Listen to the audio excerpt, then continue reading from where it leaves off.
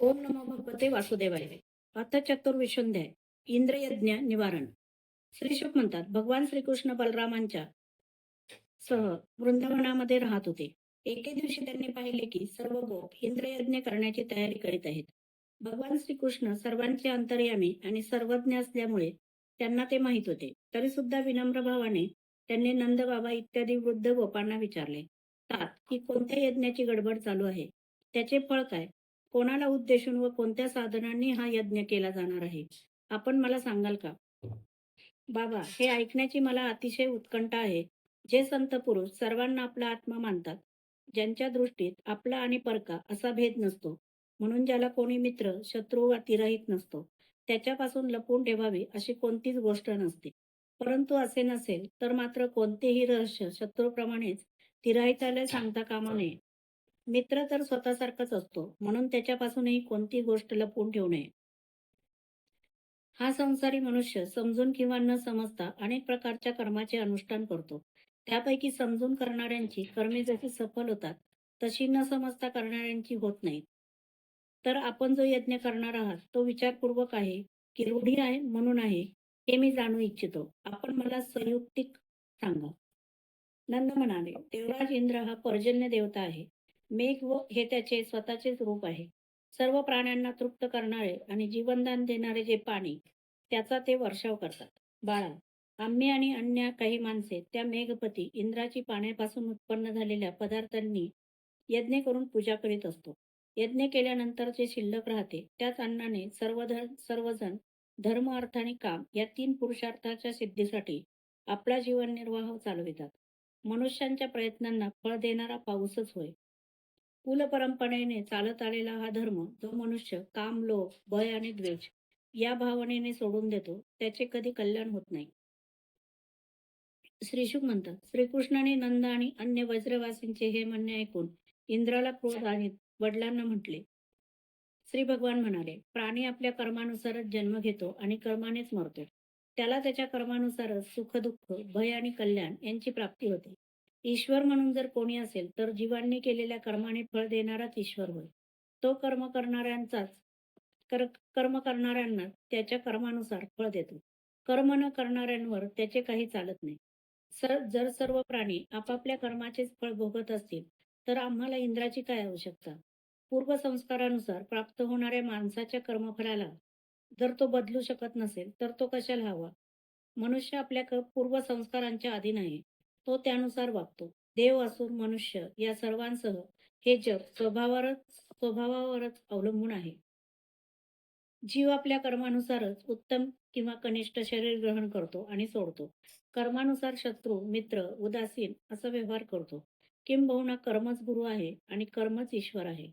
म्हणून मनुष्याने पूर्वसंस्कारानुसार आपला वर्ण आणि आश्रम याला अनुकूल अशा धर्माचे पालन करीत कर्माचाच आदर करावा.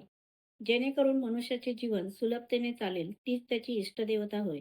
जसे जाराशी सहवास करणाऱ्या स्त्रीला कधीही शांती मिळत नाही, त्याचप्रमाणे जो मनुष्य आपले जीवन चालविणाऱ्या एका देवतेला सोडून अन्य देवाची उपासना करतो, त्यापासून त्याला कधीच सुख मिळत नाही.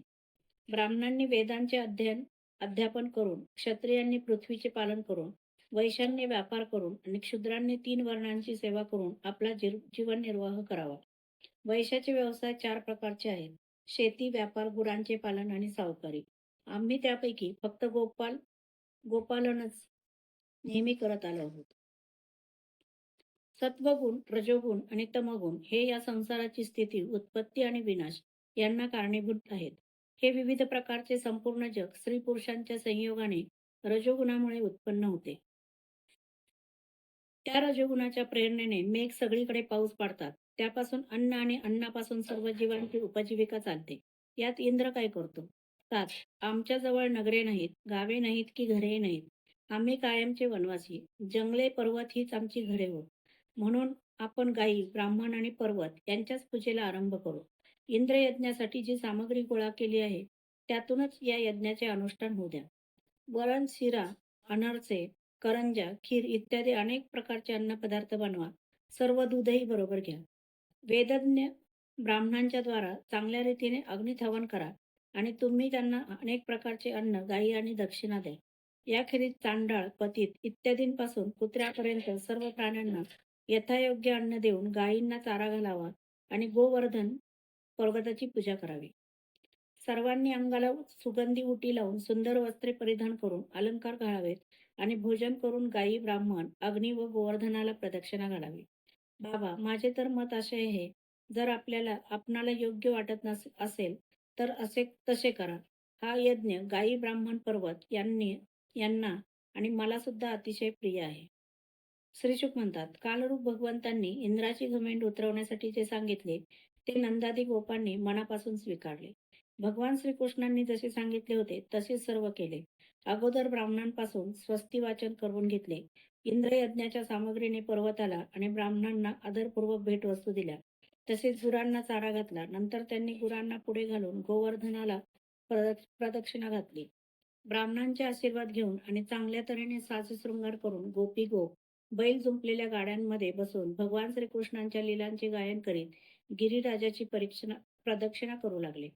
श्रीकृष्णच पर्वतांवर गोपांचा विश्वास बसेल असे दुसरे विशाल शरीर धारण करून प्रकट झाले आणि मीच गोवर्धन आहे असे म्हणत सर्व अन्न खाऊ लागले. भगवान श्रीकृष्णांनी आपल्या त्या स्वरूपाला इतर वज्रवासींसह स्वतः नमस्कार केला आणि म्हणू लागले, पहा, केवढे आश्चर्य आहे. या गिरिराजाने साक्षात प्रकट होऊन आमच्यावर कृपा केली आहे. पाहिजे तसे रूप धारण करू शकणारा हा पर्वत जे वनवासी यांचा अनादर करतात त्यांना नष्ट करतो. म्हणून आपले आणि गुरांचे कल्याण होण्यासाठी आपण याला नमस्कार करूया.